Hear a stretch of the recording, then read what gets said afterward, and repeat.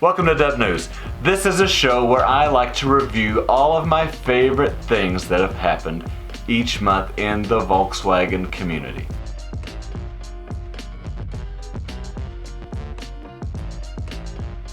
If you're new to me and my channel, I've been here on YouTube for a little over 10 years. Bus vlogger, Volkswagen bus video blogger. Get it? Yeah.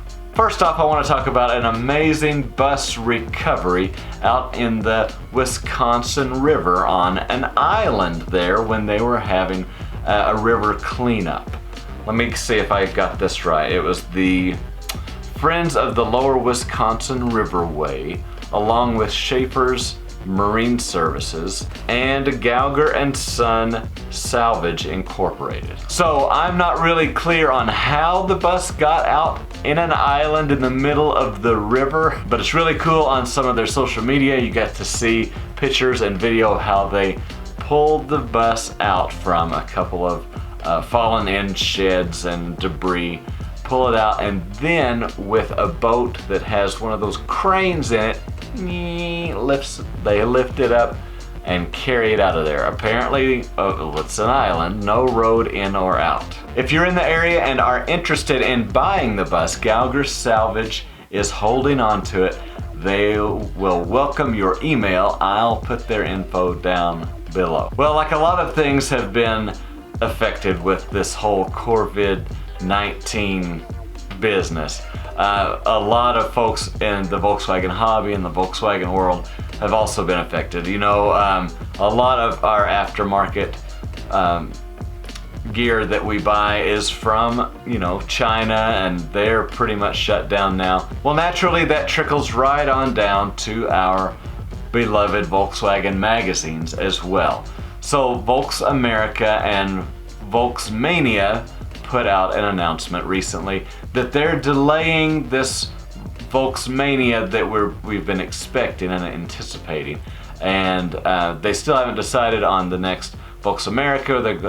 It's a while until they need to print that one still, but you can still go to their site, buy their stickers, their t-shirts, their magazines that have been printed for past issues.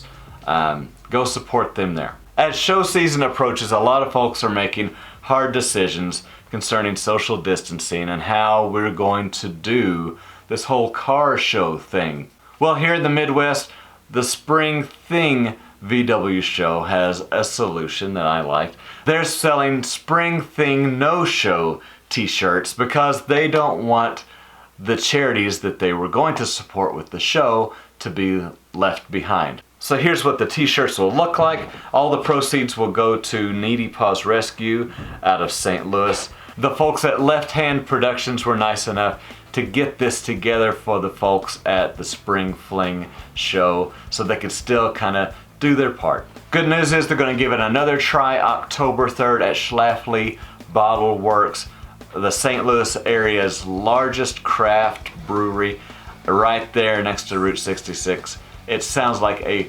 perfect venue. Well, by now we're all familiar with the website Zoom. I was just looking into that last month and now everybody knows about it. So today I got to meet with Blake of the New England Dust Off. They've got a really innovative idea for not canceling their car show at all, but continuing it online. I'm going to let Blake tell you all about that now. The Dust Off, how long have you guys been doing that show? This will be, or would have been, our 18th physical year. All right, cool. And where's that located usually? In Thompson, Connecticut, at the Thompson Speedway Motorsports Park. Well, I was really encouraged to see, you know, we're also kind of uncertain right now about what we're going to do with any public gatherings, let alone car show season's coming up. So I was really glad to see the positive spin y'all are taking on kind of, you know, not canceling this show, but kind of doing it in an alternative way. Would you care to explain how that's going to go? I'm trying to keep this show as true to the way we run the show as possible, just from a virtual standpoint. After this coming soon page is down and the registration page is up, there's going to be sort of two parts to this. One is people will register for the event. So they'll go on, they'll load up to 8 pictures of their cars. They'll be able to submit their modifications list. They'll have a form that they'll fill out based on some of the things that they might want the judges to look at. What will happen is probably a week prior to the show, which is April 26th, the registration page will sort of come down, and the judges will start going through all the submissions. Okay. So you'll be able to register for your class just like you would at the show. We break it down pretty tight. You know, air-cooled is one class because for us, the show's in early April. As you can imagine, the weather is sometimes dependent on whether or not 5 or 100 air-cooled show up. Right. But I know my bus is a fair weather friend. It's, there's no defrost to speak of.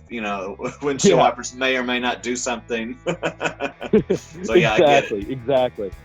So the water-cooled classes we have broken down pretty granular, but all those classes will be exactly the same as any of our regular attendees will see. And then, obviously, we're hoping this can grow outside of the New England area with it being this format. But the judges will go through all the submissions, all the modifications lists, and ultimately come up with a first place and a runner-up for each of the classes.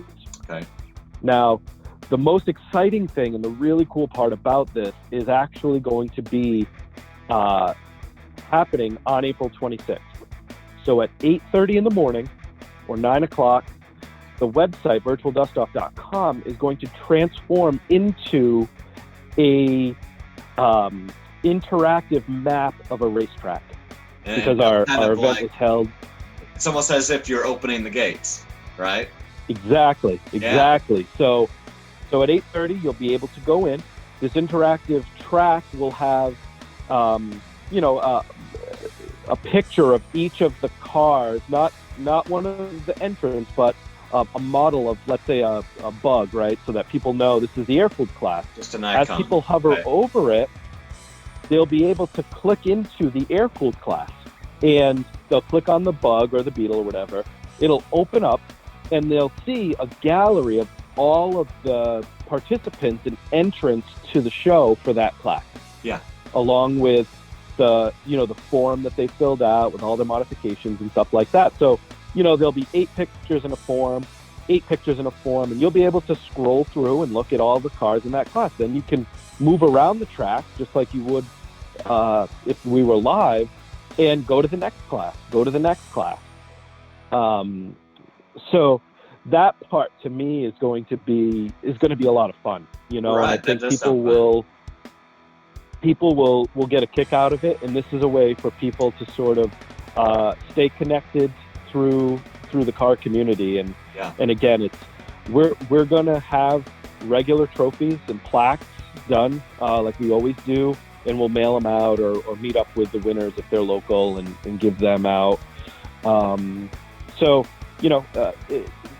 We'll have t-shirts available that people can buy. The other thing that we do that will be the same is the racetrack that we rent. We also rent the paddock, which is a 26 garage bay facility that's used at the track. We have it all cleared out, and that's where we put all of our vendors. Yes. So the development team is building a virtual paddock. It'll be garage doors. Yep. So it'll be garage doors along the top of the screen, and anyone who's on the site can click into one of the garage doors and enter the quote-unquote booth for the vendors. So it'll probably be like a link to their web store, or if they want to put a gallery of cars they built. The night before the event, we always do a charity lap for Foundation Blue. And this year, I talked to the organizers of that, and I think they're going to stay in line with our virtual theme and do some type of Forza race or some type of online race that will will benefit the charity as well. What I love about this, this situation didn't stop y'all. You're still basically doing the same thing. But not only that, but some of us that live a long way away, I'm in Northwest Arkansas, can still visit a show that, they wouldn't normally get to go to. But not only that, but really anyone from anywhere can join your show. We give back to the community in the form of either charitable donations to a group that we work with called Foundation Blue. And we also give tool scholarships to kids who submit sort of a portfolio or a request for a scholarship for kids going into the trades. So we work with some amazing. Of the major... Oh, thank you. Yeah, we work with Snap-on, Matco, really whoever can give us the most bang for the buck in terms of the the dollars. And a lot of times the schools that the kids are enrolling in will have programs set up with their specific vendors. So we find out what sort of a starter toolkit will cost, and we give them money towards that, or if we can cover the whole thing, we will.